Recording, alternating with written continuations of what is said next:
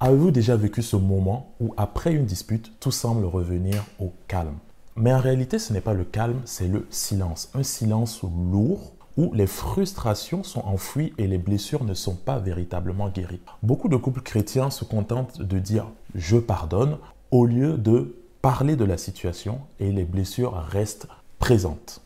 Dans cette vidéo, nous voulons vous montrer en quoi cela est dangereux pour votre mariage, mais aussi vous donner des clés pour transformer un pardon superficiel en une restauration véritable.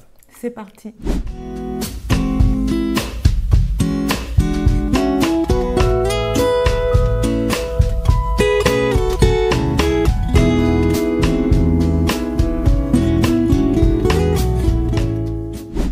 Si vous vous reconnaissez dans cette situation, nous avons créé une masterclass gratuite 5 clés pour passer des incompréhensions à une harmonie durable qui a déjà été suivie par 500 personnes. Vous pouvez y accéder directement en cliquant sur le lien dans la description.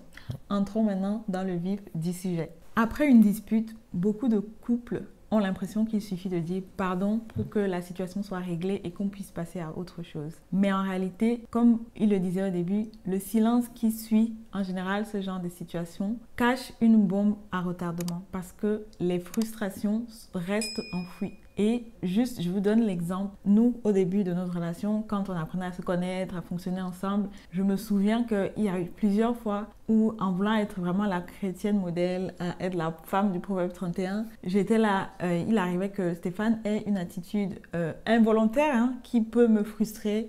Et moi, je me dis, c'est pas grave, je vais prendre sur moi, je vais essayer de ne pas en faire toute une histoire. Et je me rends compte qu'au fil du temps qui passe, des jours, des semaines, en fait, cette chose-là, elle est restée enfouie et j'analyse un peu tous ces agissements par le prisme de la frustration que j'ai ressentie. C'est un peu comme traiter une blessure en surface sans aller vraiment la désinfecter, mettre tous les produits qu'il faut pour que la plaie guérisse et cicatrise correctement. Voici 3 erreurs courantes qui empêchent la réconciliation dans votre couple après une dispute. La première, c'est de pardonner pour éviter la discussion. Plusieurs se disent « je veux juste pardonner, je veux vite passer à autre chose, je n'ai pas envie d'avoir cette discussion difficile qui va peut-être me mettre dans un inconfort ». Mais si on reprend l'exemple de la plaie, c'est comme une plaie en effet que vous ne traitez pas en profondeur, mais elle va s'infecter. Vous ne faites que repousser le problème. Elle va s'infecter, elle va gangréner et elle va encore créer des situations beaucoup plus graves. Donc c'est une erreur de vouloir simplement pardonner pour évacuer le sujet. Et en fait, là, quand on parle de pardon, c'est vraiment le fait de sortir le mot pardon sans même vraiment considérer quel est le problème de fond. Le problème n'est pas ici de pardonner ou de ne pas pardonner. Bien sûr, la finalité doit être d'arriver à pardonner, à un pardon sincère et véritable, mais la motivation derrière ce pardon est aussi importante. La deuxième erreur, c'est de confondre justement le pardon et l'oubli. Parce que quand une personne a été blessée, il faut aussi que derrière, il y ait une certaine réparation, surtout quand c'est dans le couple. Il faut quand même qu'on voit un changement d'attitude pour que ça contribue à la guérison de la personne, à la restauration de la personne. Donc, si tu as causé du tort à ton mari, à ta femme et que tu demandes pardon parce que tu te dis, bon, je sais qu'il faut demander pardon, donc je demande pardon. Et je sais que ça va lui faire plaisir ou alors j'ai coché une case. Donc, voilà. Et en fait, dans ton attitude, on ne voit aucun changement. Quelque part, c'est aussi une erreur qui fait que plus vous allez vivre des situations comme ça où il y a des incompréhensions, plus cette personne aura du mal à reconnecter émotionnellement avec toi parce que tu as prouvé plusieurs fois que tu n'étais pas forcément digne de confiance. Donc, c'est hyper important. Au-delà de pardonner, oui, ok, mais on veut aussi voir derrière un changement d'attitude parce que c'est ça aussi qui va nous permettre de passer vraiment à autre chose et de renforcer la connexion. Donc, quand vous vivez des disputes, des incompréhensions, votre attitude face à ça va soit vous éloigner, soit renforcer votre connexion parce que si je vois dans ton attitude que tu regrettes sincèrement et que derrière tu changes, ça veut dire que je reconnais déjà que peut-être tu n'étais pas mal intentionné parce que ça arrive même quand on est bien intentionné de blesser l'autre, mais aussi je vois que tu fais des efforts pour améliorer les choses et ça c'est très important.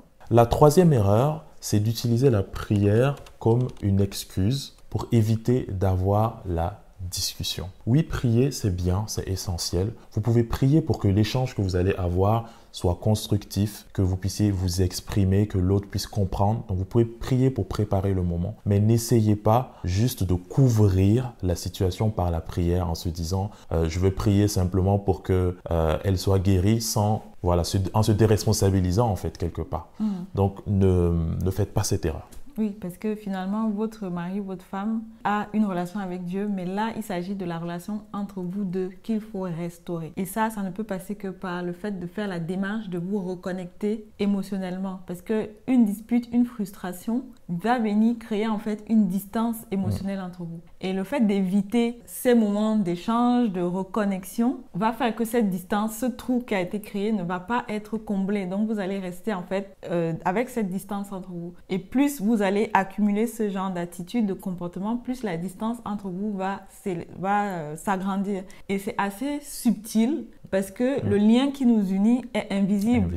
Donc, c'est souvent après un long moment, quand les conséquences sont déjà visibles, qu'on se rend compte qu'en fait, il se passe quelque chose entre nous. Mais sachez que vous pouvez éviter d'arriver à ce point où ça devient vraiment pesant et l'atmosphère entre vous est très froide, très distante. Prier peut aussi être un outil très efficace après l'échange que vous avez eu. Parce que parfois, la blessure est profonde et l'autre a besoin de prendre du temps pour digérer les choses. Et par exemple, pour vous qui avez créé la blessure, vous pouvez vous placer devant Dieu. Oui, s'il faut passer par un temps de repentance, demander pardon à Dieu aussi. Et prier pour que lui fasse une œuvre de guérison à travers le moment d'échange que vous avez eu.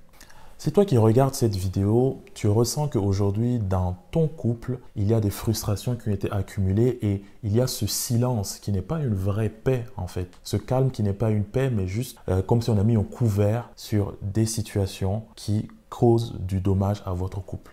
Nous voulons t'encourager à faire le premier pas, à ouvrir l'échange avec l'autre, simplement en lui demandant « j'aimerais qu'on discute de cette situation, j'aimerais savoir ce que tu as ressenti, comment tu l'as vécu, où est-ce que tu en es aujourd'hui ». Et cela va montrer à l'autre déjà que votre relation est importante pour lui et aussi le fait que vous voulez que les choses s'améliorent. Et parfois aussi, tous ces jeux d'évitement d'aller au fond des choses, c'est parfois parce que vous ne savez pas concrètement comment exprimer les choses à l'autre, comment clairement communiquer votre frustration sans être dans l'accusation. Et c'est exactement pour cela qu'on a créé la masterclass dont vous parlez au début, 5 clés pour passer des incompréhensions à une harmonie durable. Nous vous encourageons aussi à suivre cette masterclass et à prendre les conseils qui sont qu'on vous partage à l'intérieur, qui peuvent déjà aussi vous aider. Et si vous voulez aller encore plus loin, il y a la formation Havre de paix dans laquelle on vous donne vraiment des méthodes, des clés pratiques pour clairement communiquer et éviter d'accumuler ce genre de frustration dans votre mariage et maintenir une atmosphère de paix et d'harmonie. On a déjà eu plusieurs couples qui ont suivi ce programme et qui ont vu des fruits. Donc ce n'est pas simplement un contenu qui va vous faire du bien, mais qui va faire du bien à votre couple par la suite. Dites-nous dans les commentaires, est-ce que vous avez déjà vécu ce genre de situation? Est-ce que vous le vivez en ce moment? Est-ce que vous avez déjà surmonté ce genre de situation? Ce serait bien d'en parler dans les commentaires. Si cette vidéo t'a béni, like, partage-la à quelqu'un autour de toi que cela aussi peut bénir et n'hésite pas à t'abonner à la chaîne Mariage épanoui avec Dieu pour plus de vidéos qui vont t'aider à bâtir un mariage épanoui avec Dieu. À très vite.